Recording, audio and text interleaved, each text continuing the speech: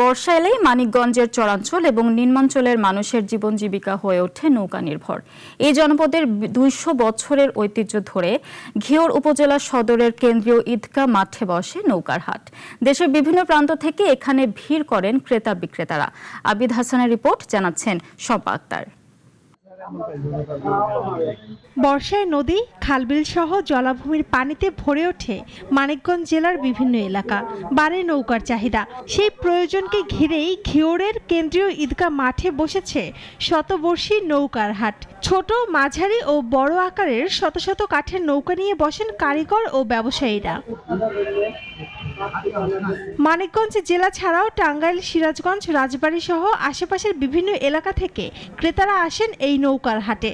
২০০০ থেকে ৬০০০ টাকার মধ্যে বিক্রি হচ্ছে নৌকা। ভালো কাঠের নৌকা হলে ১০ থেকে ১৫ বছর পর্যন্ত ব্যবহার করা যায়। যেমন ১০,০০০ ডুঙ্গা আমরা দাম চাচ্ছি ৫,৫০০ টাকা। কাস্টমার মোটামুটি মনে করেন ৩, ৩.৫ এরকম দাম করতেছে। দাম মেলা কম, গতকালে বেশি কিনা ৫,০০০ করে, আজকে বেচলাম ৩৬০০ টাকা।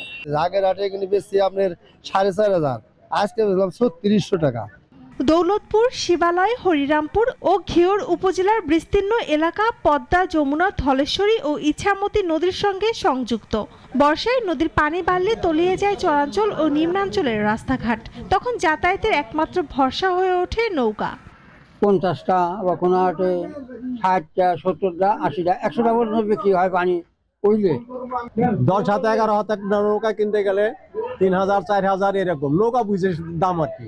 পানি হইলে ডুঙ্গা আবার দাম হইতো, ডুঙ্গা হাটে ২০০, ২৫০ ডুঙ্গা বেচে নিত। পানি নাই দেয়, ডুঙ্গার দাম কম হয়।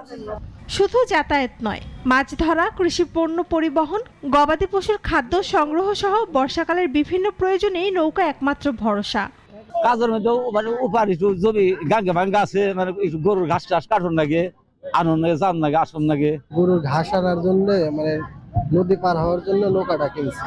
ঘিওরের ঐতিহ্যবাহী হাট নদীমাতৃক বাংলার ঐতিহ্য, সংস্কৃতি ও মানুষের জীবন সংগ্রামের প্রতিচ্ছবি। শম্পা আক্তার, নাগরিক।